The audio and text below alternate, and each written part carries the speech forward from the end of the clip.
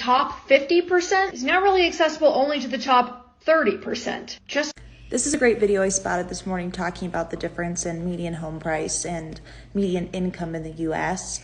And I really recommend you go watch that video, but there is one thing that's being missed. Now, what we're not going to do here is discount how hard it is to buy a home, because it is hard to buy a home and it does take sacrifice. But it is important that we look at interest rates. Almost everyone who's a first-time home buyer is going to be dependent on a loan, and therefore their payment is going to very much vary based on interest rate.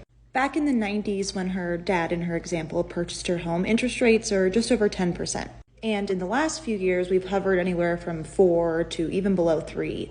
We're a little bit higher right now, but that's not meant to last long if we're looking at this in a macroeconomic sense.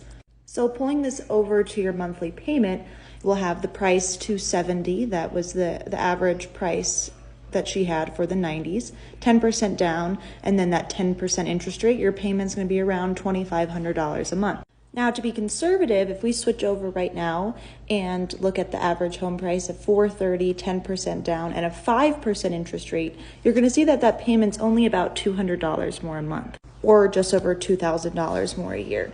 And if you look at that payment at 3%, with many homeowners have locked a rate at or below 3%, that payment is even lower than the average that we would have seen in the 90s.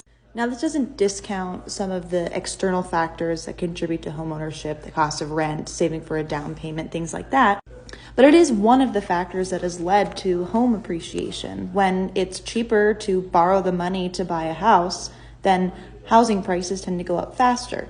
It's also part of the reason why interest rates are going up now.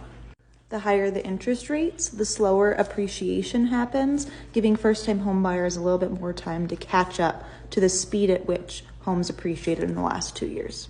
But what I really want to close this out with is buying a home is difficult, but it is not impossible for a lot of people. And what it really comes down to is if you're educated on the topic.